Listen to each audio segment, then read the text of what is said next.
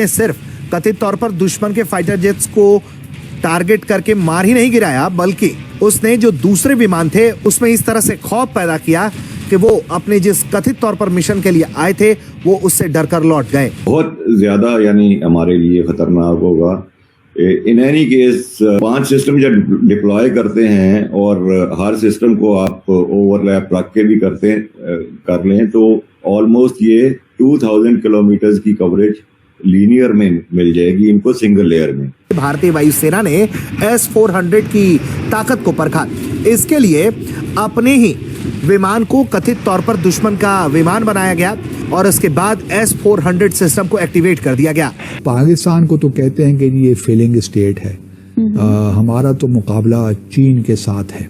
India की ये बहुत बड़ी विक्ट्री है कि कांग्रेस में एक ऐसा बिल, यूएस कांग्रेस में एक ऐसा बिल इंट्रोड्यूस किया जा रहा है जिसमें इंडिया के सिक्योरिटी के हवाले से कंसर्न्स पेश किए जा रहे हैं। पॉलिसी बनाई जाए कि भारत को जितना भी सपोर्ट चाहिए है अपनी इंटेग्रिटी डिफेंस के चक्कर में, civil space, cyber technology, medicine, economic investment, जो भी चाहिए भारत को काउंटर करने के लिए चाइना को, वो इमीडिएटली भारत को दिया जाए। बल्कि यहां तक उन्होंने कहा है कि इंडिया को नेटो की तरीके से डील किया जाए, जो नेटो का दर्जा है यूएस के लिए वैसे ही इंडिया को रखा जाए उसी लेवल पर, यानी कि इंडिया को जो है वो उन्होंने लेवल चुक देता है, उठा दिया है। हम लाते हैं टॉक शोज और अनलिमिटेड एंटरटेनमेंट सिर्फ यूट्यूब पर। अगर आपने अभी तक हमारा चैनल सब्सक्राइब नहीं किया तो अभी सब्सक्राइब करें और बेल आइकॉन को क्लिक करके हमारी लेटेस्ट वीडियोस के बारे में अपडेट जानें।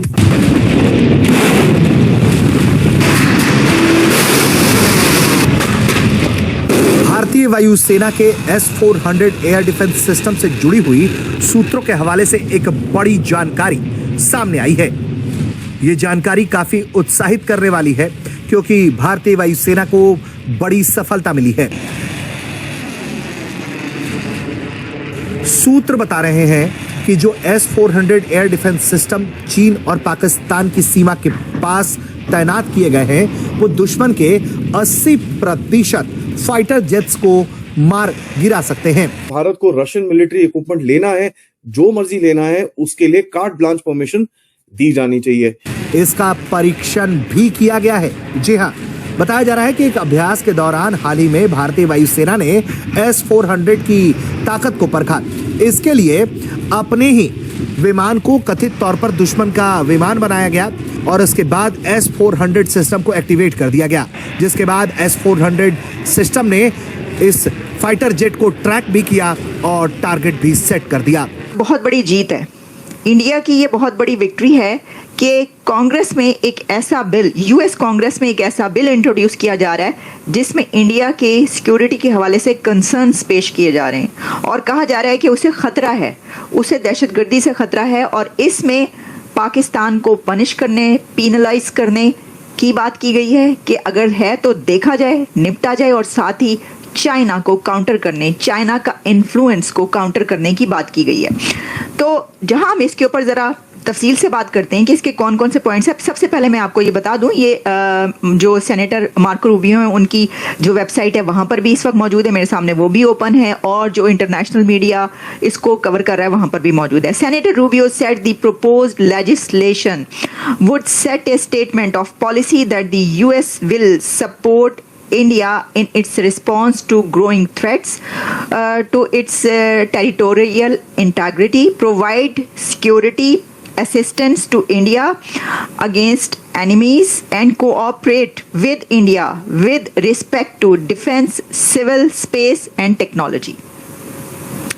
सिर्फ अगर आप ये few sentences देख लें तो इसमें सब कुछ शामिल है कि हर डिपार्टमेंट में, स्पेस से लेकर टेक्नोलॉजी तक में इंडिया की मदद की जाएगी, इंडिया को हेल्प आउट की। बल्कि यहाँ तक उन्होंने कहा है कि इंडिया को नेटो की तरीके से डील किया जाए, जो नेटो का दर्जा है यूएस के लिए वैसे ही इंडिया को रखा जाए उसी लेवल पर, यानी कि इंडिया को जो है वो उन्होंने लेवल चुक देता है, उठा दिया है।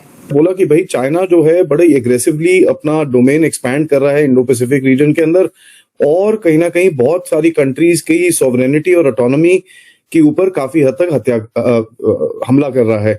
तो कहते हैं कि भाई यूएस का इसमें अमेरिका का बहुत एक जो सपोर्ट है और ये बहुत ही ज्यादा इंपॉर्टेंट है इस टाइम पे। यहां पर भारत का जो एक रोल उनकी तरफ से है वो बोलते हैं कि ये सबसे ज्यादा इंपॉर्टेंट होएगा और उसके लिए उन्होंने एक बिल पास करने की कोशिश करी है। अब देखिए, पहले मैं बिल की बात कर लेता हूं, उसके बाद बात करेंगे क्या है। बट सबसे पहले मैं आपको ये बता दूं ये बिल क्यों पास हुआ है, क्योंकि कहीं ना कहीं से भारत की तरफ से आवाजें उठनी शुरू हो गई हैं कि साहब यूएस को ट्रस्ट करना थोड़ा मुश्किल होगा और डिफेंस कोऑपरेशन करना थोड़ा मुश्किल होने वाला है, और इस तरह की आवाजें भारत से ऑब्वियसली उस तरफ जा रही हैं। तो ये एक पॉलिटिकल गेम भी है उनके लिए। देखिए, अभी इस टाइम पे सेनेटर रूबियो जो रिपब्लिकन के हैं, डोनाल्ड ट्रम्प सपोर्टर हैं, उनको ऑब्वियसली इंडियन लॉबी की सपोर्ट चाहिए होगी, तो उसके लिए भी कुछ करने की बात है। बट कहीं ना कहीं ये Marco Rubio is not a easy player. ये काफी गहरा हुआ, काफी ठहरा हुआ, काफी जबरदस्त बंदा है। इसके बिल्स कहीं ना कहीं यूएस कांग्रेस में काफी वेट कैरी करते हैं, यूएस एस्टैब्लिशमेंट के अंदर काफी वेट कैरी करते हैं। लेकिन इसके चक्कर में मैं पहले ही बोलना चाहूंगा, भारत को कोई कूदने की जरूरत नहीं है, क्योंकि अमेरिकन अपने लिए जो भी करते हैं वो करते हैं। अब इसके अंदर भारत को कुछ फायदा होता है तो जरूर हमको लेना चाहिए, बट इसका मतलब ये नहीं कि अब उनकी झोली में जाके हम अपना सारा कुछ आगे रख दें। इन्होंने ये लेजिस्लेशन जो पास करा है, इसमें कुछ पॉइंट्स हैं जिसके बारे में मैं आपसे डिस्कशन करता हूं। सबसे पहले बोला कि साहब एक पॉलिसी, जो जिस तरह का ये बिल है, कि पॉलिसी बनाई जाए कि भारत को जितना भी सपोर्ट चाहिए है अपनी इंटेग्रिटी डिफेंस के चक्कर में, civil space, cyber technology, medicine, economic investment, जो भी चाहिए भारत को काउंटर करने के लिए चाइना को, वो इमीडिएटली भारत को दिया जाए। भारत को काटसा, जो एक इनका एक सैंक्शन पॉलिसी है, जो भी रशियन आर्म्स लेता है उसके चक्कर में एक सैंक्शन पॉलिसी है, उससे एक पूरी तरह से छुटकारा दिया जाए। ये इसका पूरा फुल फॉर्म क्या है? Countering America's adversaries through sanctions act. इससे पूरी तरह से भारत को छुटकारा दिया जाए, और अगर भारत को रशियन मिलिट्री इक्विपमेंट लेना है, जो मर्जी लेना है, उसके लिए कार्ट ब्लांच परमिशन दी जानी चाहिए। यहां पर उसके बाद एक और चीज उन्होंने बोली कि भाई यूएस कांग्रेस को एक तरह से एक सेटअप बनाना चाहिए, एक सर्टिफिकेशन स्ट्रक्चर रेडी करना चाहिए with offers ready to sell defence article, services, design, construction, जो भी चीजें भारत को चाहिए जो यूएस के इंटरेस्ट के अंदर बैठती हैं, वो पूरी तरह से बिना क्वेश्चन के भारत को क्लियर एंड क्लीन देना चाहिए। यहां पर उन्होंने एक और चीज बड़ी इंपॉर्टेंट बोली कि भैया भारत को एक, अगर भारत अलायंस नहीं भी है फिर भी भारत के अलायंस की तरह ट्रीट करना चाहिए, जैसे Japan, Israel, south Korea, NATO countries, जितने भी अलाइज हैं यूएस के, उसके सेम लेवल पे भारत को ट्रीट करना चाहिए। और जो भी टेक्नोलॉजी ट्रांसफर्स उन अलायंस पार्टनर्स को हम लोग देते हैं, वो सारा कुछ भारत को देना चाहिए, apart from whatever Bharat also needs.